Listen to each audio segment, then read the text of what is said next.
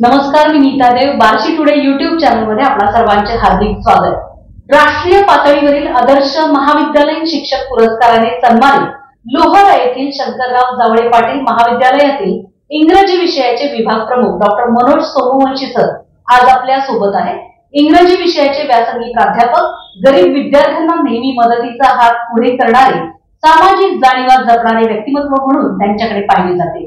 विद्यार्थी प्रिय प्राध्यापक असलेल्या डॉक्टर सोमवंशी सरांनी विद्यार्थ्यांच्या व्यक्तिमत्वाच्या सर्वांगीण विकासासाठी विविध उपक्रम राबवले आहेत.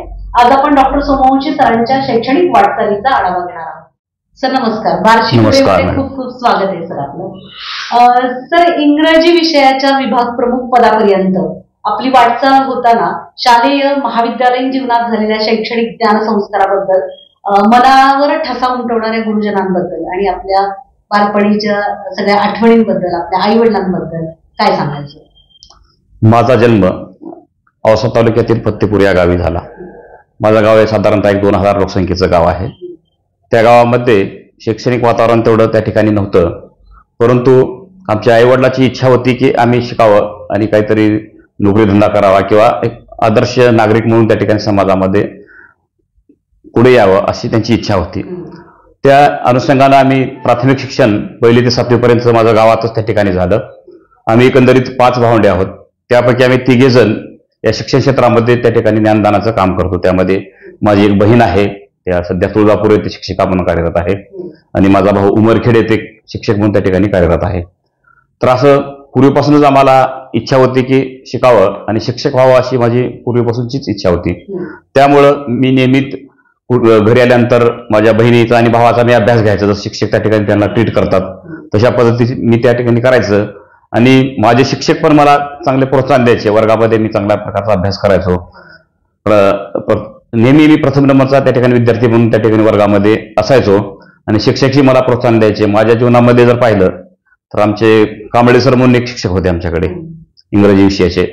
तर त्यांनी मला सांगितलं, इंग्लिशमध्ये चांगल्या प्रकारचं करिअर तुला करता येतं, तुझी इंग्लिश चांगली आहे. मी 5वीला आल्यानंतर, पूर्वीच 1लीपासून त्या ठिकाणी इंग्लिश नव्हतं, 5वीपासून इंग्लिश होतं. 5वीला आल्यानंतर ते सर आले. ते सरांनी मला सांगितलं की तू चांगल्या प्रकारे करिअर करू शकतोस, त्यामुळे तू इंग्लिशकडे लक्ष दे. ते छोटे छोटे वाक्य द्यायचे, ग्रामर वगैरे माझ्याकडून चेक करून घ्यायचे. या सर्व गोष्टी त्यांनी करायचे. त्यानंतर मला त्या इंग्रजी विषयामध्ये गोडी त्या ठिकाणी निर्माण झाली. त्याचबरोबर मी काय शाळा झाल्यानंतर मी शेतामध्ये सुद्धा वडिलांना मदत करू लागायचं त्या ठिकाणी. पूर्वीपासूनच अप टू ग्रॅज्युएशन, PG पर्यंत मी शेतीमध्ये पण काम करायचं आणि शिक्षण पण, दोन्ही गोष्टी मी त्या ठिकाणी केलेल्या आहेत. प्राथमिक शिक्षण घेत असताना उस्तुरे सर म्हणून एक आमच्याकडे होते. ते पण मला खूप चांगल्या प्रकारे शिकवायचे, ज्ञान द्यायचे. त्यामुळे शिक्षकांचा हा रोल खूप अतिशय महत्वाचा आहे माझ्या जीवनामध्ये जर पाहिलं तर. मग प्राथमिक शिक्षण झाल्यानंतर माध्यमिक शिक्षण गावामध्ये त्या ठिकाणी ती सुविधा नव्हती. त्यासाठी मग मी औसा येथे विवेकानंद विद्यालयात प्रवेश घेतला. त्यानंतर त्या ठिकाणी जाण्या येण्याची त्या ठिकाणी सोय नव्हती, बसेसची संख्या नव्हती. त्यामुळे मी काय करायचं, त्या ठिकाणी पायी चालत जायचं 6 किलोमीटर. मग 8वीला प्रवेश घेतल्यानंतर 30 सप्टेंबर रोजी भूकंप झाला, किल्लारीचा एक महाप्रलय भूकंप. मग त्यावेळेस आमचे गाव त्या ठिकाणी उद्ध्वस्त झाली. उद्ध्वस्त झाल्यानंतर आम्ही शेतामध्ये त्या ठिकाणी राहण्यासाठी गेलो. त्या ठिकाणी अक्षरशः गोठ्यामध्ये आम्ही त्या ठिकाणी राहिलो. गोट्यामध्ये राहून सुद्धा शिक्षणामध्ये कुठलाही आम्ही खंड पडू दिला नाही. पूर्ण पाऊस होता, ऊन वारा भयाव. आमच्या नात्यागोत्यातील बरेच जण त्या ठिकाणी भूकंपामध्ये वारले होते. त्या ठिकाणी अगदी किल्लारीपासून आमचं गाव जवळच त्या ठिकाणी होतं. अशा परिस्थितीत सुद्धा मी पायी चालत जाऊन 8वी आणि 9वीचं शिक्षण त्या ठिकाणी पूर्ण केलं. परत 10वीला मी औशामध्ये त्या ठिकाणी रूम भाड्याने घेऊन त्या ठिकाणी शिक्षणासाठी गेलो. 10वी पूर्ण केली, आणि 11वी आणि 12वीचं शिक्षण हे औशातील आझाद महाविद्यालय ठिकाणी पूर्ण केलं. आणि पदवी आणि पदव्युत्तर शिक्षण हे लातूर येथील दयानंद कला महाविद्यालय या ठिकाणी पूर्ण केलं. त्या ठिकाणी जे शिक्षक होते अतिशय चांगल्या प्रकारे, लातूर पॅटर्नचा पाहिलं तर महाराष्ट्रामध्ये पूर्ण अतिशय प्रगतीपथावर आहे शैक्षणिक दृष्ट्या. दयानंद तेथील स्टाफ जो होता, अंजन कुमार सहाय सर जे होते, ते अतिशय चांगल्या प्रकारे आम्हाला त्या ठिकाणी शिकवायचे. परत आमची लँग्वेज डेव्हलप होण्यासाठी त्यांनी काय करायचे, इंग्लिश न्यूजपेपर जे आहेत त्यामधलं जे संपादकीय जे पेज असतं, ते एडिटोरियल, ते पेज आम्हाला म्हणजे अगदी कमी ह्याच्यामध्ये लँग्वेजमध्ये प्रिसिज रायटिंग त्यांनी आम्हाला करायला लावायचे, संक्षिप्त स्वरूपात एक सारांश. त्यामुळे आमची लँग्वेज पण त्या ठिकाणी डेव्हलप झाली. त्याचबरोबर त्यांनी विविध संदर्भ पुस्तके ग्रंथालयामध्ये जाऊन वाचण्यासाठी आम्हाला सांगायचे त्या ठिकाणी. आणि दयानंद लायब्ररी कॉलेजची जी लायब्ररी होती ती अतिशय मोठी लायब्ररी होती आणि भरपूर अशी संदर्भ पुस्तकं त्या ठिकाणी होती. आम्ही विल्यम शेक्सपियरचे असतील, विल्यम वर्ड्सवर्थ त्या ठिकाणी, शेले, किट्स, T.S. इलियट यांची पुस्तके मोठ्या प्रमाणात त्या ठिकाणी वाचली. मग त्या ठिकाणी आमचे सर्व ते माननीकर सर सुद्धा आम्हाला मोठ्या प्रमाणावर त्यांनी गायडन्स करायचे की तुम्ही नीट सीटची तयारी करा, तुम्ही प्राध्यापक होऊ शकता. असे मग आमचा 6-7 जणांचा एक ग्रुप होता. आम्ही काय करायचं, एकानं पुढे जाऊन सेमिनार घ्यायचा आणि ते ऐकायचे विचार, मग त्याच्या माध्यमातून आम्ही अभ्यास करायचा. असं आमचा टोटली ग्रुप जो आहे तो आज सिनियर कॉलेजला प्राध्यापक म्हणून लागलेला आहे. आणि आमची जी बॅच होती 2005ची जी MA ची बॅच, त्याच्यापैकी कमीत कमी 25 ते 30 जण आम्ही वरिष्ठ महाविद्यालयात प्राध्यापक म्हणून कार्यरत आहोत. जशी यशस्वी बॅच आमची त्या ठिकाणी होती.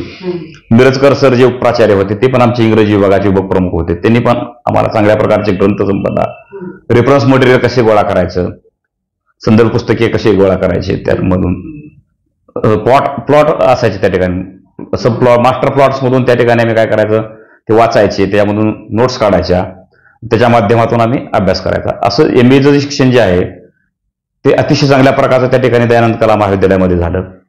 MA 2005ला झाल्यानंतर मी त्या ठिकाणी B.Ed ला प्रवेश घेतला. स्वामी रामानंद मराठवाडा विद्यापीठातून त्या ठिकाणी B.Ed केलं. B.Ed मध्ये जे स्किल्स जे आहेत, आपले अध्यापनाचे जे कौशल्य आहेत, ते कौशल्य आत्मसात त्या ठिकाणी केली. विद्यार्थ्याची काय मानसिकता असते, त्याचं मानसशास्त्र काय आहे, त्या बाल मानसशास्त्राचा अभ्यास आम्ही त्या ठिकाणी केला. आणि भारताचा जो प्राचीन वारसा होता शिक्षणाचा, त्याचा पण अभ्यास आम्ही त्या ठिकाणी केला. आणि आम्हाला पाठ घ्यायला त्यानंतर छोट्या गावामध्ये ते आम्ही जायचं. त्या ठिकाणी विद्यार्थ्याचे काय त्यांचे बौद्धिक पातळी आहे, ती बौद्धिक पातळी लक्षात घेऊन आम्ही त्या ठिकाणी त्यांना प्रश्न विचारायचे.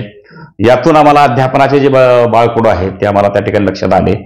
आणि याचाच फायदा आम्हाला भविष्यामध्ये त्या ठिकाणी आम्ही विद्यार्थ्यांना अध्यापन करीत असताना सुद्धा त्या ठिकाणी झाला. B.Ed झाल्यानंतर मी 2006 मध्ये शंकरराव जावळे पाटील महाविद्यालय लोहारा येथे प्राध्यापक CHB वर त्या ठिकाणी मी सुरुवातीला जॉईन झालो. त्या ठिकाणी जॉईन झाल्यानंतर मी विद्यार्थी, ग्रामीण भागातील जे विद्यार्थी असायचे, लोहारा हा नवीनच जस्ट त्या ठिकाणी तालुका झालेला होता, त्या विद्यार्थ्याला इंग्रजी विषयी त्या ठिकाणी अवघड वाटायचा विषय. मग त्या विद्यार्थ्यांना मी सांगायचं, त्यांचं काउन्सिलिंग करायचं की तुम्ही हा विषय घ्या, जेणेकरून तुम्हाला भविष्यामध्ये चांगल्या करिअरच्या अपॉर्च्युनिटीज आहेत. त्यामुळे विद्यार्थी पण त्या ठिकाणी हा विषय घ्यायचे. आणि त्या ठिकाणी मी MPhil ला प्रवेश घेतला त्यानंतर. आणि 2009 मध्ये मी MPhil त्या ठिकाणी पूर्ण केलं. माझे जे गाईड होते doctor S.V. Pawar sir, Mohekar महाविद्यालय कळंब येथे ते सध्या प्राचार्य म्हणून कार्यरत आहेत. आणि त्यांचा माझ्या जीवनामध्ये अतिशय महत्वाचा असा रोल आहे. मी त्यांना आदरस्थानी त्यांना मानतो, कारण त्यांनी मला मुलांचं गायडन्स केलं. आणि MPhilचा जो विषय आहे तो अतिशय चांगला विषय होता, सामाजिक जाणीवा जपणारा विषय होता. त्यांच्यामुळे जे काय मी आज घडू शकलो गाईडमुळे त्या ठिकाणी. आणि 2009ला मी पूर्णवेळ त्या ठिकाणी इंग्रजी विभागाचा लेक्चरर म्हणून त्या ठिकाणी जॉईन झालो. आणि तेव्हापासून मी आज तागायत विभाग प्रमुख म्हणून सुद्धा त्या ठिकाणी कार्यरत आहे. विभागात असताना विद्यार्थ्याच्या काही अडीअडचणी असतील त्या वेळोवेळी मी सोडवायचो, विद्यार्थ्यांना मार्गदर्शन करणे, त्यांच्या फीस संदर्भात काय अडचणी असतील ते सर्व मी वेळोवेळी सोडवण्याचा त्या ठिकाणी प्रयत्न केला. त्याचबरोबर माझी पत्नी सुद्धा त्याच महाविद्यालयामध्ये प्राध्यापिका म्हणून कार्यरत आहे. तिची जॉईनिंग आणि माझी जॉईनिंग ही एकाच सेम डेटला त्या ठिकाणी आमचा दोघांचा इंटरव्ह्यू झाला आणि जॉईनिंग झाली. आणि ती पण नेहमी मला प्रेरणा देत असते की आपण मोठं झालं पाहिजे. कारण जसं यशस्वी स्त्री जो पुरुष आहे त्याच्या पाठीमागे त्या स्त्रीचा हात असतो किंवा पुरुषाच्या पाठीमागे स्त्रीचा हात असतो, तसं तिनं पण नेहमी मला खंबीरपणे त्या ठिकाणी साथ देत असते. त्यामुळं ती सुद्धा त्या आमच्या महाविद्यालयामध्ये भूगोल विभागाची प्राध्यापिका म्हणून कार्यरत आहे, विभाग प्रमुख आहे. त्याचबरोबर आज जर पाहिलं तर विद्यार्थ्यामध्ये ग्रामीण भागामध्ये अनेक समस्या आहेत, परंतु विद्यार्थी शिक्षणासाठी येत आहेत, उच्च शिक्षण घेत आहेत, ही अतिशय त्या ठिकाणी महत्वाची बाब आहे. माझा एकंदरीत 2009 पर्यंतचा जो जीवन प्रवास आहे त्याच्यामध्ये अनेक संकट आली. त्यामध्ये काही वेळेला शिक्षण सोडून द्यावं असं त्या ठिकाणी परिस्थिती निर्माण झाली होती, परंतु मी सोडून दिलं नाही. गावातील लोक म्हणायचे किंवा हे BA शिकून किंवा MA शिकून काय फायदा आहे याचा, परंतु माझ्या मनामध्ये मी ठरवलं होतं की शिक्षण घ्यायचं आणि एक प्राध्यापक व्हायचं. आईवडिलांचा सहभाग नेहमी आहेच त्यामध्ये. माझी आई नेहमी सांगायची, वडील सांगायचे, वा तू मोठं झालं पाहिजे, शिक्षण घेतलं पाहिजे, तू शिक्षक झालं पाहिजे, अशी त्यांची भावना होती. माझे लहान भाऊ आणि बहीण सुद्धा त्या ठिकाणी आम्ही लातूरला गेल्यानंतर त्यांचं पण मी तिथं ऍडमिशन घेतलं लातूरलाच, त्या ठिकाणी बसवेश्वर महाविद्यालयामध्ये ऍडमिशन दोघांचं घेतलं. आणि त्यांनी पण त्या ठिकाणी डीएड त्यांनी प्राप्त डिग्री केली. चांगले भरपूर 88% मार्क माझ्या भावाला आर्ट फॅकल्टीमधून त्या ठिकाणी मिळाली होती, इतिहास समाजशास्त्रासारखे असे विषय घेऊन सुद्धा. मग आई वडिलाचं स्वप्न होतं की सर्वांनी शिकलं पाहिजे. आणि माझे वडील आणि आई हे वडिलाचं शिक्षण हे 7वी पर्यंत झालेलं आहे आणि आईचं 5वी पर्यंत. परंतु त्यांचं अक्षर जर पाहिलं तर अतिशय चांगल्या पद्धतीचं अक्षर आहे. आणि ते सांगायचे मला, तुम्ही चांगल्या पद्धतीचं अक्षर काढा, कारण हँडरायटिंगवरच सगळं काय आहे, तुम्ही जे काय परीक्षेमध्ये मांडता ते हँडरायटिंगवरच असल्यामुळे ते नेहमी मला प्रेरणा द्यायचे. माझी आई ग्रामपंचायत सदस्य होती 15 वर्ष आणि शालेय व्यवस्थापन समिती सदस्य पण होती. त्यामुळे ती शाळेमध्ये यायची, संपर्क होता. आणि शिक्षकांना पण सांगायचे, बाबा तुम्ही ह्याला मारा, हे करा, पण त्याला शिकवा, असं तिची भावना त्या ठिकाणी होती. त्यामुळे आम्ही त्या ठिकाणी घडू शकलो. त्याचबरोबर ही जे टोटल जो हे होता माझा प्रवास जो होता तो चांगला वाईट दोन्ही प्रकारचा त्या ठिकाणी प्रवास झालेला आहे. आणि महाविद्यालयीन जीवनामध्ये मी अनेक चळवळीमध्ये पण काम केलेलं आहे. अखिल भारतीय छावा संघटनेचा मी औसा येथील महाविद्यालय प्रमुख सुद्धा म्हणून त्या ठिकाणी काम केलेलं आहे. म्हणजे तुम्हाला सामाजिक बांधिलकीची जाणीव ही अगदी लहान वयापासूनच आहे. भूकंप भूकंप पाहिलेला आहे, अनेक जणांचे मृत्यू पाहिलेले आहे. त्यामुळे कदाचित एमफिल साठी निवडलेला विषय हा तुमचा वेगळा होता का? म्हणजे जसं प्रबंधातील जेन ऑस्ट्रेन यांच्या कादंबरीतील स्त्री पुरुष नातेसंबंध हा विषय निवडला, तर तो का निवडावा असं वाटलं? आज जर पाहिलं तर स्त्री आणि पुरुष या एकाच नाण्याच्या दोन बाजू किंवा एका गाडीचे दोन चाक आहेत. कारण की दोघांमध्ये जर कम्युनिकेशन जर चांगल्या पद्धतीचं असेल, सुसंवाद जर असेल, तर त्या ठिकाणी एक संसाराचा गाडा अतिशय चांगल्या पद्धतीने त्या ठिकाणी चालू शकतो. परंतु अनेक वेळेस काय घडतं की त्यांच्यामध्ये सुसंवाद राहत नाही.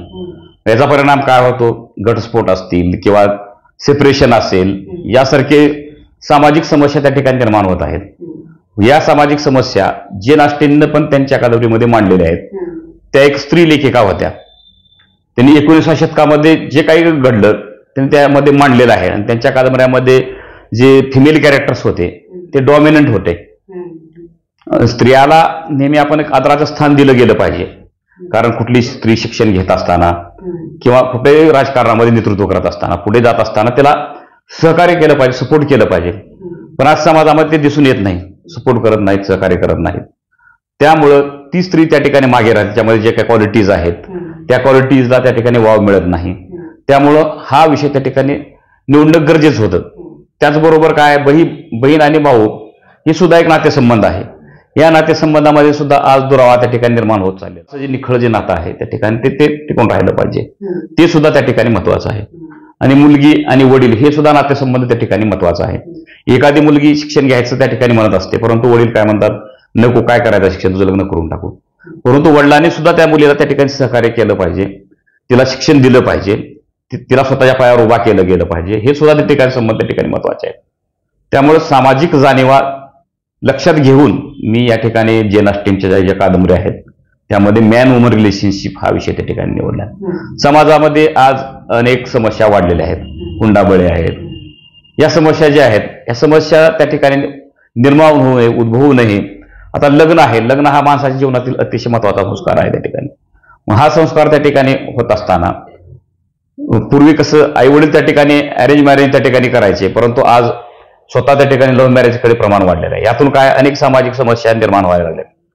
काही ठिकाणी सक्सेसफुल पण आहेत, परंतु तो लाईफ पार्टनर निवडत असताना तो अगदी चांगल्या पद्धतीचा पार्टनर असला पाहिजे, निर्व्यसनी असला पाहिजे, तो चांगल्या पद्धतीचं त्या ठिकाणी कमवला पाहिजे आणि तो पत्नीलाही चांगल्या प्रकार दर्जाची वागणूक त्यानं दिली गेली पाहिजे.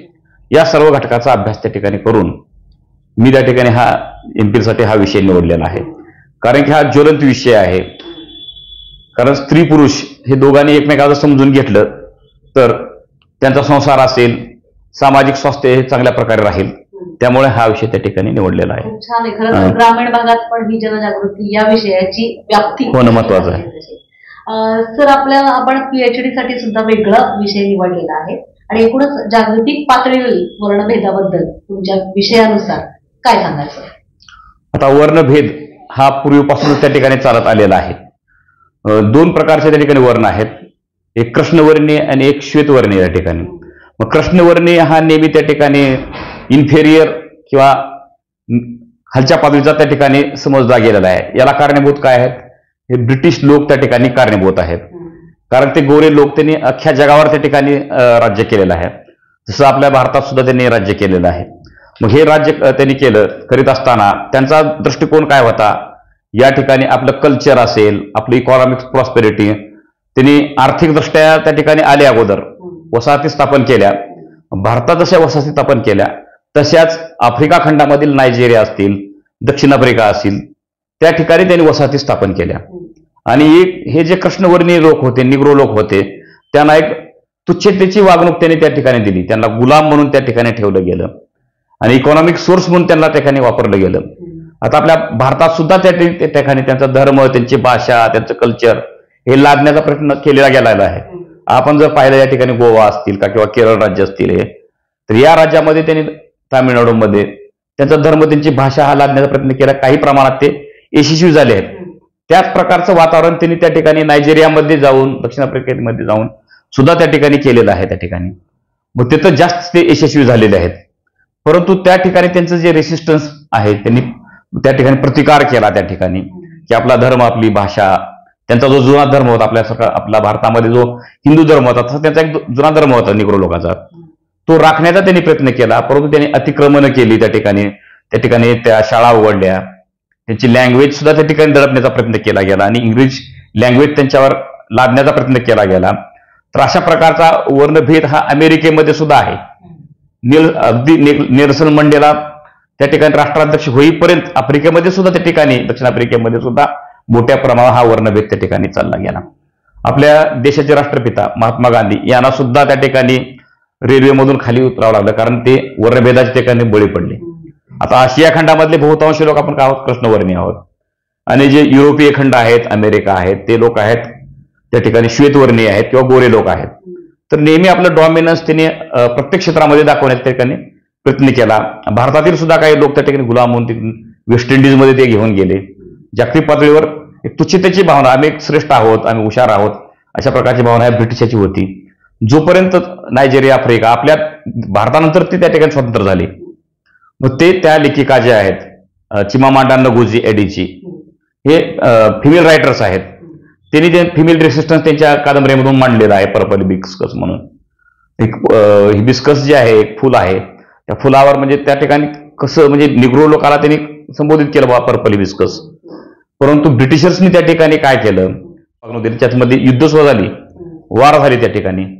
परंतु शेवटी यांच्याकडे ताकद होती, आपल्या देशावर सुद्धा त्यांनी राज्य केलं, तसं त्यांच्यावर राज्य केलं. त्याच्या माध्यमातून जेक्स मडानी सुद्धा दक्षिण आफ्रिकेमध्ये कशा प्रकारचं मिशनरीज स्कूलनी त्या ठिकाणी निग्रो लोकांवर अत्याचार केले.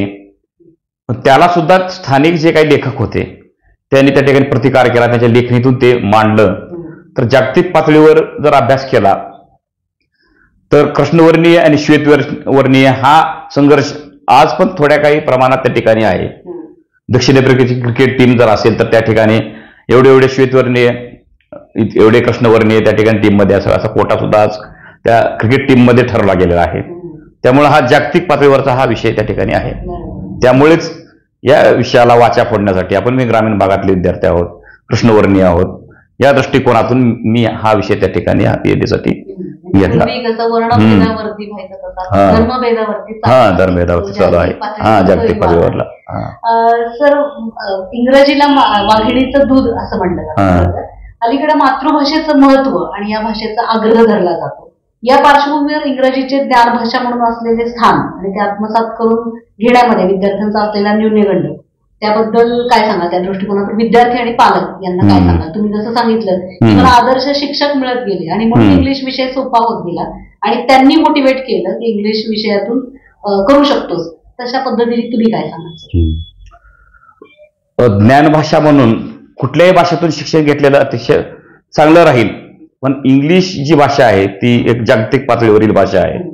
त्यामुळं जगातील महत्वाचं जे नॉलेज आहे, most of the knowledge of the world is in English. त्यामुळे इंग्लिशमध्ये असल्यामुळं काय, त्याचा वाचन करून विद्यार्थी जास्तीत जास्त त्या ठिकाणी ज्ञान घेऊ शकतो. तर ग्रामीण भागातील पालकाला मी आवाहन करू शकेन की या ठिकाणी म्हणेन की तुम्ही कुठलीही भीती बाळगण्याची गरज नाही. इंग्रजी ही दुसऱ्या भाषापेक्षा सोपी भाषा आहे.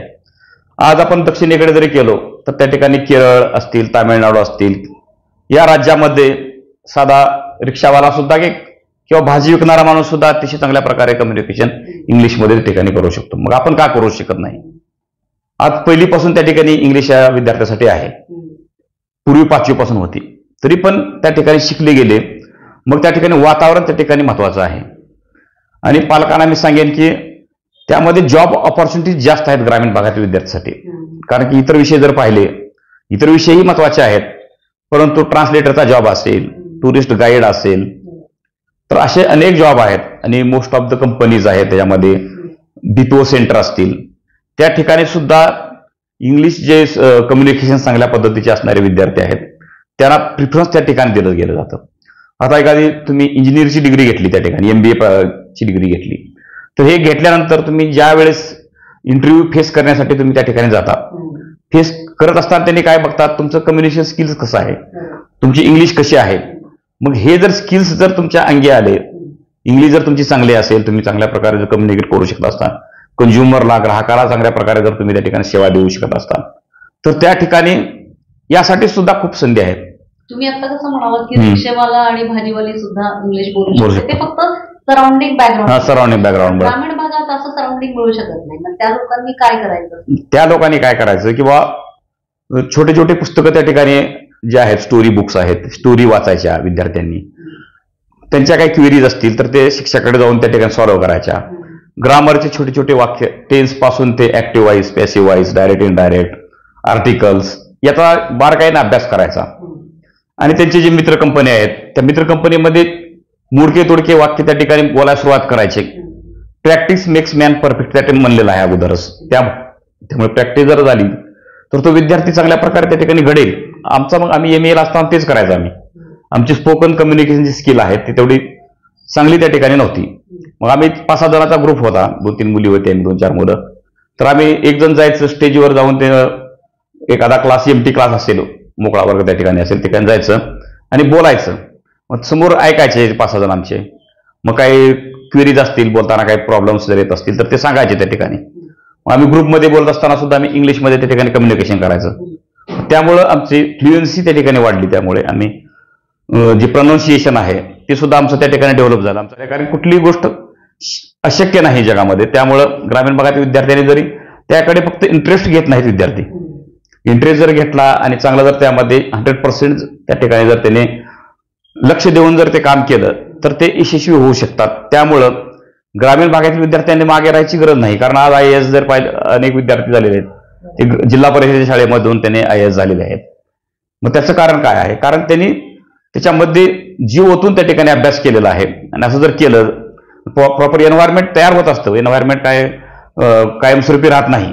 एखादं खेडेगाव असतं तर ते शहरामध्ये रूपांतरित होऊ शकतं. तसं ग्रामीण भागातल्या विद्यार्थ्यांनी सुद्धा न्यूनगंड त्या ठिकाणी पाळण्याची गरज नाही की आपण ग्रामीण भागातील आहोत, मला 12वीला 35 मार्क आहेत, मी ऑप्शनल ऐच्छिक इंग्रजी हा विषय कसा घेऊ, हे त्यांनी म्हणण्याची गरज नाही. कारण आमच्याकडे अनेक विद्यार्थी त्या ठिकाणी प्रवेशासाठी येतात, त्यावेळेस त्यांचे 12वीला 35 मार्क आहेत, सर मी कसा विषय, मला हा झेपेल का विषय, ते असे म्हणत असतात. मग त्यावेळेस मी त्यांना म्हणलं की मी सुद्धा एका ग्रामीण भागातून आलेला विद्यार्थी आहे, त्यामुळं तुम्ही त्या ठिकाणी हा न्यूनगंड बाळगण्याची गरज नाही. मी त्यांच्यासाठी एक्स्ट्रा क्लासेस त्या ठिकाणी घेतले, ग्रामरचे पुस्तके सोपे सोपे त्यांना प्रोव्हाइड केले, समुपदेशन केलं. आणि याच्या माध्यमातून विद्यार्थ्यांना मी एक मेन फ्लो मध्ये त्या ठिकाणी आणलं. आणि माझे विद्यार्थी त्या ठिकाणी PG केलेले आहेत, MA इंग्लिश त्या ठिकाणी केलेले आहेत. आणि अनेक विद्यार्थी जॉबला सुद्धा इंग्लिश स्कूलला टीचर म्हणून लागलेले आहेत. मदत केलेली आहे. एखादा विद्यार्थी माझ्याकडे येतो, सर माझ्याकडे परीक्षा फीस भरायला पैसे नाहीत, त्यावेळेस मी निश्चितच त्याला मदत करत असतो. पैसे त्याची फीस मी त्या ठिकाणी भरून टाकतो. आणि अनेक विद्यार्थ्यांना मी नावानिशी ओळखतो. एखाद्या व्यक्तीची जर भेट झाली तर मी कायमस्वरूपी त्याचं नाव माझ्या याच्यातून मेमरीमधून जात नाही. त्या विद्यार्थ्याला पण नावानिशी ओळखतो, त्यांचे नंबर सुद्धा मी माझ्याकडे फीड करून ठेवतो. काही परीक्षा फॉर्म भरणं असेल, त्याची काही समस्या असेल, वक्तृत्व स्पर्धा असेल, वादविवाद स्पर्धा असेल, या स्पर्धेला सुद्धा मी अनेक विद्यार्थ्यांना पाठवलेला आहे. त्याला गायडन्स सुद्धा त्या ठिकाणी मी केलेल्या विद्यार्थ्यांना कशी तयारी करायची. आणि BPO पुण्याला इन्फोसिसमध्ये 9 दिवसाची माझी ट्रेनिंग पण झालेली आहे. त्यांच्या सोशल याच्यामधून विद्यार्थ्याला मी ते जे शिकून आलेलं जे नॉलेज होतं, तिथले बुक्स वगैरे होते, त्याच्यामध्ये क्लासेस घेऊन बरेच विद्यार्थ्यांना मी ते ट्रेन पण केलेलं आहे. तर अशा पद्धतीनं विद्यार्थ्यांनी कुठल्याही पद्धतीचा न्यूनगंड पाळण्याची गरज नाही. त्यामुळे आता न्यू एज्युकेशन पॉलिसीमध्ये काय झालेलं आहे की मातृभाषेला त्या ठिकाणी प्राधान्य देण्यात आलेलं आहे. मातृभाषा ती महत्वाचीच आहे, कारण की माणूस इनबॉर्न त्या ठिकाणी शिकत असतो, लगेच त्याला बोलता येते, परंतु काना मात्रा वेलांटी असा हा घटक इंग्लिशमध्ये कुठला त्या ठिकाणी नाही. म्हणजे सोपी आहे. मराठीमध्ये जर पाहिलं तर व्याकरणचे मार्क बऱ्यापैकी कटतात, परंतु इंग्लिशचे त्या ठिकाणी कटत नाहीत. त्यामुळं पालकांनी त्याची भीती बाळगण्याची गरज नाही विद्यार्थ्यांनी सुद्धा. आदर्श महाविद्यालयीन आदर्श शिक्षक पुरस्कार तुम्हाला प्राप्त झाला, काय सांगाल सर आपल्याला मिळालेल्या पुरस्काराबद्दल? विद्यार्थ्याला कितपत ज्ञान अवगत झालं हे त्या ठिकाणी महत्वाचं आहे. तो विद्यार्थ्याला प्लेसमेंट झाला का, जॉब त्या ठिकाणी त्याला लागला का, किंवा त्याने एक आदर्श नेतृत्व बनलेलं आहे का, किंवा समाजामध्ये त्याचं स्थान काय आहे हे त्या ठिकाणी महत्वाचं आहे पुरस्कारापेक्षा. पुरस्कार हा तो गरजेचा आहेच, कारण की पुरस्कारामुळे काय माणसामध्ये कॉन्फिडन्स येतो किंवा एक प्रोत्साहन मिळतं आणि अगदी दुपटीनं त्या ठिकाणी माणूस त्या ठिकाणी परिश्रम करून विद्यार्थी घडण्यासाठी त्या ठिकाणी प्रयत्न करीत असतो. परंतु पुरस्कारापेक्षा सुद्धा विद्यार्थ्या परीक्षेमध्ये नुसते मार्कच मिळून चालणार नाही, की त्यामध्ये प्रॅक्टिकल नॉलेज किती त्या विद्यार्थ्याला मिळालं हे सुद्धा त्या ठिकाणी महत्वाचं आहे. आणि आपला विद्यार्थी या जगातल्या स्पर्धेमध्ये कितपत टिकू शकेल हे सुद्धा त्या ठिकाणी महत्वाचं आहे. या गोष्टीकडे सुद्धा त्या ठिकाणी शिक्षकांनी लक्ष देणं गरजेचं आहे. आणि विद्यार्थी केंद्रित त्या ठिकाणी शिक्षण त्या ठिकाणी दिलं गेलं पाहिजे. हे सामाजिक उपक्रमांमध्ये काही सहभागी होतात आपण? हो, अनेक सामाजिक उपक्रमांमध्ये मी सहभाग घेतलेला आहे. त्यामध्ये राष्ट्रीय सेवा योजनेचा कार्यक्रम अधिकारी म्हणून मी 2017-18 ते 2019-20 या कालावधीमध्ये अतिशय चांगल्या प्रकारचं काम केलेलं आहे. यामुळेच आमच्या महाविद्यालयाला नॅकची B+ ही श्रेणी त्या ठिकाणी प्राप्त झालेली आहे. त्यामध्ये जवळपास 60 मार्क हे त्या ठिकाणी राष्ट्रीय सेवा योजनेसाठी होते. आणि स्वतः शासनाकडून येणारं बजेट असून सुद्धा मी स्वतः जोडले त्या ठिकाणी पैसे त्या ठिकाणी हे करून बरेच असे योगदान त्या ठिकाणी दिलेलं आहे. त्यामध्ये रक्तदान शिबिर, 2 वेळा रक्तदान शिबिराचं मी आयोजन त्या ठिकाणी केलेलं आहे. त्यामध्ये आमच्या महाविद्यालयाचे विद्यार्थी होते, गावातील नागरिक होते. मोगा गावामध्ये मी त्या ठिकाणी आयोजित केलेलं होतं. परत माळेगावमध्ये सुद्धा मी त्या ठिकाणी रक्तदान शिबिर आयोजित केलेलं आहे. त्या शिबिराला सुद्धा चांगल्या प्रकारचा प्रतिसाद समाजामधून, आमच्या विद्यार्थ्यांमधून त्या ठिकाणी मिळाला. त्याचबरोबर दरवर्षी प्रत्येक 3 वर्षी मी हेल्थ चेकअप कॅम्प, गावातील जे गोरगरीब असतील, स्त्रिया असतील, यांच्यासाठी ते हेल्थ चेकअप कॅम्प त्या ठिकाणी घेतलेला आहे. त्याचबरोबर स्वच्छता, गावातील पूर्ण स्वच्छता केली त्या ठिकाणी. गटारे, नाले, सफाई असतील याची स्वच्छता ठिकाणी, संडासचे शोषखड्डे असतील, हे सुद्धा गावातील जे माता भगिनी आहेत त्यांना उघड्यावर जाऊ नये, त्याची सोय व्हावी या दृष्टीने सुद्धा आम्ही त्या ठिकाणी प्रयत्न केलेले होते. परत जलसंवर्धनाचे काम आम्ही 2 गावामध्ये मोठ्या प्रमाणावर केले आहेत. पाणी फाउंडेशनचे जे लोक होते ते त्या ठिकाणी यायचे गावामध्ये. आमच्या कॅम्पच्या ठिकाणी ते चित्रफित त्या ठिकाणी फिल्म दाखवायचे, छोटे फिल्म होते, त्याच्या माध्यमातून काय कामं केलेली आहेत. आमिर खान असतील, नाना पाटेकर असतील, यांचे जे कामं आहेत ते पूर्ण त्या ठिकाणी, मकरदान आसपुरेचे त्या ठिकाणी, नाम फाउंडेशनचे काम वगैरे ते त्या माध्यमातून दाखवायचे त्या ठिकाणी. तिथं आम्ही ते वनराई बंधारे 2-3 ठिकाणी, प्रत्येक गावी 2-2 असे ठिकाण तयार केले. कारण छोटं का होईना त्या ठिकाणी पूर्ण 100% ते यशस्वी झालेलं नाही, पण आम्ही प्रयत्न करून दाखवला. गावकऱ्यांना एक दाखवून दिलं की तुम्ही जर त्या ठिकाणी प्रयत्न केला तर चांगल्या प्रकारचं जलसंवर्धन त्या ठिकाणी होऊ शकतं. कारण आज जर पाहिलं तर पाण्याचं दुर्भिक्ष मोठ्या प्रमाणावर या ठिकाणी जाणवत आहे. त्यामुळं पर्यावरण जनजागृती करणं यासाठी आम्ही वृक्षारोपण केलं, त्या गावामध्ये केलं, आमच्या महाविद्यालयामध्ये वृक्षारोपण केलं. तर असे कार्यक्रम त्या ठिकाणी आम्ही राबवले. परत दुसरी गोष्ट म्हणजे डिस्ट्रिक्ट एंट्रन्सशिप प्रोग्राम, त्याचा कोऑर्डिनेटर म्हणून मी महाविद्यालयाचा त्या ठिकाणी होतो. कारण धाराशिव हा जिल्हा जे आहे ते देशामध्ये मागासलेल्या जिल्ह्यामध्ये पहिल्या 10 जिल्ह्यापैकी एक आहे आणि महाराष्ट्रामध्ये 2ऱ्या क्रमांकाचा मागासलेला जिल्हा आहे. त्याच्यामध्ये गावामध्ये जाऊन अंगणवाडी असतील, पूर्ण गावामध्ये जायचं आणि त्या ठिकाणी गावातील सर्वे करायचा आणि काय त्यांच्या समस्या आहेत त्या जाणून घ्यायच्या आणि ते आम्ही रिपोर्ट या ठिकाणी जिल्हाधिकारी साहेबाला सादर केला. त्या ठिकाणी महाराष्ट्राचे उपमुख्यमंत्री देवेंद्र फडणवीस साहेब आणि जिल्हाधिकारी यांच्या माध्यमातून तो कार्यक्रम त्या ठिकाणी झालेला होता. मग त्याच्यामध्ये पण आम्ही त्या ठिकाणी सहभाग घेतला. आमचे विद्यार्थी त्या ठिकाणी सहभाग घेऊन एक सामाजिक कार्य त्या ठिकाणी आम्ही केलेलं आहे.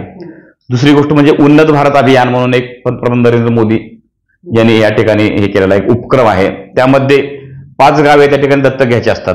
त्यामध्ये आम्ही दत्तक घेतली 5 गावे. 5 गावाचा सर्वे केला.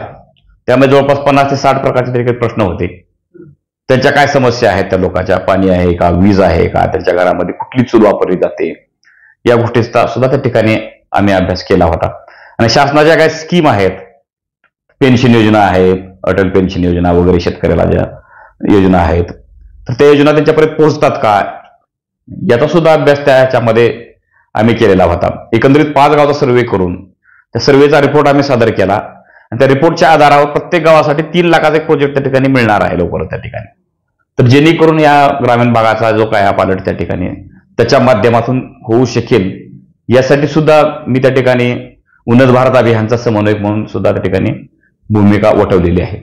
त्याचबरोबर विविध जे महाविद्यालय आहेत आमच्या भागातील महाविद्यालय त्या ठिकाणी मला एक राष्ट्रीय सेवा योजनेच्या कॅम्प दरम्यान स्वच्छता असेल, विद्यार्थी व्यक्तिमत्व विकास असेल, युवकांच्या समस्या असतील याबद्दल व्याख्यान देण्यासाठी मी त्या ठिकाणी महाविद्यालयामध्ये जातो आणि त्या ठिकाणी जनजागृती त्या ठिकाणी करत असतो. अशा माध्यमातून मी अनेक ठिकाणी सामाजिक सेवा केलेली आहे. त्याचबरोबर अपंग जे संस्था आहेत, आता बार्शीची तुमची इथली 22ची संस्था आहे त्याला सुद्धा मी काही मदत केली, डोनेट केलेली आहे त्या ठिकाणी. ओरिसातील एका शाळेला सुद्धा मी त्या ठिकाणी मदत केलेली आहे. तर असं शक्य होईल तेवढं माझ्यापर्यंत त्या ठिकाणी मी त्या ठिकाणी प्रयत्न करीत असतो. तर असा सामाजिक उपक्रमामध्ये माझा सहभाग त्या ठिकाणी आहे. खूप खडतर प्रवास मी PhD पर्यंत आणि आता सिनियर कॉलेजला वेल सेटल्ड लेक्चरर म्हणून कार्यरत आहात. सर, भावी संकल्प कोणते आहेत आपले? आता भावी संकल्प जर पाहिला तर मी सध्या रिसर्च गाईड म्हणून त्या ठिकाणी आहे. त्यामध्ये माझ्याकडे 5 विद्यार्थ्यांनी रजिस्ट्रेशन केलेलं आहे. 5 विद्यार्थ्यापैकी 3 मुले आहेत आणि 2 मुले. त्यातील एक विद्यार्थी जो आहे तो फॉरेनचा आहे, येमेन या देशाचा विद्यार्थी PhD माझ्या मार्गदर्शनाखाली करत आहे. त्या विद्यार्थ्याला व्यवस्थित असं मार्गदर्शन करणं, परत आणखीन 2 जागा मला वाढीव भेटणार आहेत त्याचबरोबर. आणि महाविद्यालयामध्ये जे काय IQAC कोऑर्डिनेटर म्हणून मी नॅकचं जे भूमिका केलेली आहे, B+ हा ग्रेड मिळालेला आहे. तर त्यामध्ये भरपूर मी रात्रंदिवस त्या ठिकाणी मेहनत केली. आमच्या स्टाफचे सुद्धा त्या ठिकाणी सहकार्य लाभलं. सर्वांनी मिळून आम्ही एक यश संपादन केलं. त्यामध्ये गुणवत्ता महाविद्यालयाची तपासली गेली. माझा स्टाफ किती आहे, महाविद्यालयामध्ये विद्यार्थी किती आहेत, विद्यार्थी केंद्रित किती ऍक्टिव्हिटी केल्या जातात, एक्सटेन्शन ऍक्टिव्हिटी किती आहेत, बेस्ट प्रॅक्टिसेस काय आहेत का महाविद्यालयाच्या, सर्व गोष्टी त्या ठिकाणी त्यामध्ये अभ्यास केला गेला. इथून पुढच्या नॅकच्या काळामध्ये सुद्धा B+ पेक्षा जास्तीत जास्त कुठला ग्रेड मिळेल का यासाठी आम्ही त्या ठिकाणी प्रयत्नशील त्या ठिकाणी राहणार आहोत. त्याचबरोबर नवीन शैक्षणिक धोरण 2020 राष्ट्रीय शैक्षणिक धोरण याची अंमलबजावणी पुढच्या वर्षापासून होणार आहे. त्यासाठी सुद्धा आम्हाला त्या ठिकाणी तत्पर राहावं लागणार आहे. बाहेरील जे खाजगी विद्यापीठ आहेत ते सुद्धा या देशामध्ये येणार आहेत. त्यामुळे त्या खाजगी विद्यापीठाच्या स्पर्धेमध्ये आपली ग्रामीण भागातील जे महाविद्यालय आहेत हे कितपत त्या ठिकाणी टिकाव धरू शकतील यासाठी सुद्धा त्या ठिकाणी प्रयत्न करावा लागणार आहे. कारण की इंटर्नशिप आहे पुढच्या याच्यामध्ये BA 3rd इयरला त्या ठिकाणी इंडस्ट्रीमध्ये BA असतील, BCom BSc कुठले ग्रॅज्युएशन असेल त्याच्या लास्ट इयरला इंटर्नशिप असणार आहे त्या ठिकाणी.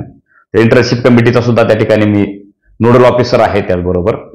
तर अशा आता आम्ही एक बार्शी येथील शिवाजी महाविद्यालयातील डॉक्टर असावरी पडताळे मॅडम आहेत, त्यांचा एक BSPP इंडस्ट्री कनेक्ट प्रोग्राम आहे, त्याच्यामध्ये पण आम्ही पार्टिसिपेशन केलेलं आहे. मग त्या पार्टिसिपेशनच्या माध्यमातून आमच्याकडे लोकमंगल माऊली इंडस्ट्रीज आहे साखर कारखाना, तिथे जाऊन विद्यार्थ्यांना तिथलं कामकाज कसं चालतंय, त्या उद्योगाच्या काय समस्या आहेत या संदर्भात सुद्धा आम्ही त्या ठिकाणी मार्गदर्शन त्या ठिकाणी करणार आहोत. भविष्यामध्ये अनेक खडतर त्या ठिकाणी प्रवास त्या ठिकाणी करावा लागणार आहे. सगळ्या गोष्टीला सुद्धा प्राधान्य आणि विद्यार्थ्याला जास्तीत जास्त इंग्रजी विषय हा जवळीकतेचा, आपुलकीचा कसे वाटेल यासाठी पुन्हा सुद्धा आणखीन प्रयत्न त्या ठिकाणी भविष्यामध्ये सुद्धा त्या ठिकाणी करण्यात येणार आहेत. मी 50 पेक्षा जास्त शोधनिबंध त्या ठिकाणी प्रकाशित केलेले आहेत आणि विविध राष्ट्रीय आंतरराष्ट्रीय चर्चासत्रामध्ये त्या ठिकाणी पेपर सुद्धा पब्लिश केले आहेत, ते 17 पेक्षा जास्त आहेत. त्याचबरोबर काही कॉन्फरन्सेसमध्ये मी ॲज अ चेअरपर्सन म्हणून सुद्धा सेशन त्या ठिकाणी चेअर केलेले आहेत. आणि आमच्या भागातील 3 ते 4 महाविद्यालयाचं नॅक त्या ठिकाणी माझ्यामुळे त्या ठिकाणी झालेलं आहे. अनेक त्या ठिकाणी वर्कशॉप घेतलेले आहेत, रिसोर्स पर्सन म्हणून त्या ठिकाणी मी व्याख्यानं दिलेली आहेत. आजही त्या ठिकाणी जाऊन गेस्ट लेक्चरच्या माध्यमातून तेथील विद्यार्थ्याच्या काही समस्या असतील त्यांना नवीन ज्ञान देण्याचा प्रयत्न त्या ठिकाणी मी करीत असतो. तसंच रिसर्चवर माझा नेहमी भर राहिलेला आहे. आतापर्यंत 27 पेक्षा अधिक रिसर्च पेपर्स मी पब्लिश केलेले आहेत. ते विविध आंतरराष्ट्रीय UGC केअर लिस्टेड असतील, पीअर रिव्ह्यूड जर्नल असतील, त्यामध्ये सुद्धा त्या ठिकाणी लिखाण केलेलं आहे. आणि BA 3rd इयरला आपल्याकडे कंपल्सरी इंग्लिशचा जो प्रोजेक्ट विषय आहे त्यामध्ये सुद्धा विद्यार्थ्याला रिसर्चची आवड निर्माण व्हावी म्हणून त्या ठिकाणी मार्गदर्शन करीत असतो. आणि विद्यार्थी परिपूर्ण व्हावा जेणेकरून तो PG करून एखादा प्राध्यापक व्हावा अशी माझी त्या ठिकाणी नेहमी अपेक्षा असते. त्याचबरोबर महाविद्यालयामध्ये दुसऱ्या सुद्धा अनेक जबाबदाऱ्या मी त्या ठिकाणी पार पाडल्या. त्यामध्ये जर पाहिलं IQC कोऑर्डिनेटर बरोबरच त्या ठिकाणी अनेक कमिटी आहेत, प्लेसमेंट कमिटी आहेत, प्लेसमेंट कमिटीचा मेंबर आहेत, त्याचबरोबर बहुतांशी काम मीच पाहतो त्या ठिकाणी. तर आतापर्यंत ICICI बँकेचे 3 प्लेसमेंट कॅम्प्स त्या ठिकाणी आम्ही आयोजित केलेले आहेत. करिअर कट्टा समन्वयक म्हणून सुद्धा त्या ठिकाणी भूमिका आहे आणि याच्या माध्यमातून हे कॅम्प त्या ठिकाणी आयोजित केले गेले होते. 3 कॅम्पच्या माध्यमातून अनेक विद्यार्थ्याला नोकरीची संधी त्या ठिकाणी मिळालेली आहे. तर हे सुद्धा त्या ठिकाणी महत्वाचं त्या ठिकाणी कॉन्ट्रीब्युशन आहे. आणि विद्यार्थ्याला ज्या अभ्यासपूरक ज्या गोष्टी आहेत, को करिक्युलर ऍक्टिव्हिटी की जाऊन प्रत्यक्ष अनुभव घ्यावा, यासाठी सुद्धा आम्ही त्या ठिकाणी येडशी, रामलिंग येडशीचं त्या ठिकाणी मंदिर आहे, अभयारण्य आहे, त्याचबरोबर उस्मानातील धाराशिव लेणी आहे, त्या तेथील वाचनालय आहे, जुनं वाचनालय आहे, त्या धारासूर मदिनी टेम्पल आहे, हातलाई देवी मंदिर आहे. परत आकाशवाणीचं जे कामकाज कसं चालतं, आमच्या इंग्लिश लँग्वेजमध्ये कम्युनिकेशन स्किल्समध्ये त्या ठिकाणी आकाशवाणीचा रेडिओ स्टेशनचा त्या ठिकाणी उल्लेख आहे. त्यामध्ये जाऊन तेथील कामकाज सुद्धा आम्ही प्रत्यक्ष त्या ठिकाणी विद्यार्थ्याला दाखवलं त्या माध्यमातून. तशा अनेक उपक्रम आम्ही त्याचबरोबर विद्यार्थ्यांसाठी घेत असतो, ऍक्टिव्हिटीज घेत होतो. एसीए रायटिंग कॉम्पिटिशन, निबंध लेखन स्पर्धा त्या ठिकाणी घेतो, वक्तृत्व, वादविवाद स्पर्धा महाविद्यालयामध्ये आम्ही त्या ठिकाणी घेत असतो. याच्या माध्यमातून विद्यार्थ्याला जास्तीत जास्त ज्ञान कशात देता येईल असा आमचा नेहमी त्या ठिकाणी प्रयत्न त्या ठिकाणी असतो. आणि आमच्या महाविद्यालयाचे प्राचार्य आणि सचिव पण तेच आहेत, शेषरावजी जावळे सर, यांचा नेहमी मला सपोर्ट असतो. आणि त्यांनी मला स्थानिक व्यवस्थापन समितीवर सदस्य म्हणून त्या ठिकाणी सुद्धा घेतलेलं आहे, लोकल मॅनेजमेंट कमिटीवर सुद्धा, की नेहमी ते मला म्हणतात, त्यांनी फ्रीडम दिलेलं आहे मला त्या ठिकाणी. एखादी ऍक्टिव्हिटी करायची म्हणले, हा करून टाक लगेच. त्यांचं असं काय नाही वा ह्याच्यामध्ये हे काय आहे, माझ्याशी ते नेहमी सहमत असतात आणि त्यांचं मला सहकार्य लागतं. आणि तेवढ्याच भूमिकेनं मी त्या ठिकाणी ते काम, कुठलंही काम 100% त्या ठिकाणी तडीच नेल्याशिवाय राहत नाही. कारण नॅक होणं शक्य नाही असं आमच्या महाविद्यालयात म्हणायचे लोक, कारण आमच्याकडे भौतिक सुद्धा तेवढ्या नव्हत्या मोठ्या प्रमाणात. तरी पण स्टाफ कमी असताना अत्यंत प्रतिकूल परिस्थितीमध्ये ते नॅक करून आम्ही त्या ठिकाणी दाखवलं. अगदी प्युअर टीम व्हिजिटवाले लोक सुद्धा थांबतील का नाही अशी परिस्थिती त्या ठिकाणी होती. परंतु आमची जी गुणवत्ता, जे पूर्ण शिक्षण जे होतं, आम्ही जे डॉक्युमेंट जे केलं होतं, विद्यार्थ्यांचे जे काय ऍक्टिव्हिटीज जे केल्या होत्या, त्याच्या माध्यमातून आम्ही ते नॅकचं यशस्वी असं त्या ठिकाणी सायकल त्या ठिकाणी पूर्ण त्या ठिकाणी करू शकलो. तशा अनेक ऍक्टिव्हिटी आहेत, त्यामध्ये माझा नेहमी त्या ठिकाणी सहभाग असतो. छोट्या मोठ्या कार्यक्रमात सूत्रसंचालन करणं, या गोष्टी सर्व. आणि विद्यार्थ्यांना पण मी NSS कॅम्पमध्ये पुढे घेऊन त्यांना म्हणायचं, तू सूत्रसंचालन कर त्या ठिकाणी, आम्ही स्वतः करण्यापेक्षा प्रोत्साहित करायचं विद्यार्थ्याला. तर या माध्यमातून शक्यतो जेवढं होईल तेवढं विद्यार्थी केंद्रित शिक्षण देण्याचा प्रयत्न आम्ही त्या ठिकाणी करीत असतो. आदर्श आई वडिलांचे संस्कार, आदर्श गुरु आपल्याला सगळे मिळालेले आहेत आणि आदर्श महाविद्यालयातील आदर्श शिक्षक पुरस्काराने आपल्याला सन्मानित झालेला आहे. आपले सगळे आगामी संकल्प पूर्ण व्हावे आणि नक्कीच तुम्ही म्हणालात तसं महाविद्यालयाला चांगलं स्थान मिळावं आणि आपल्याला आदर्श शिक्षक म्हणून आणखीन चांगले पुरस्कार मिळावे ही भगवंताच्या प्रार्थना करते. हो, धन्यवाद.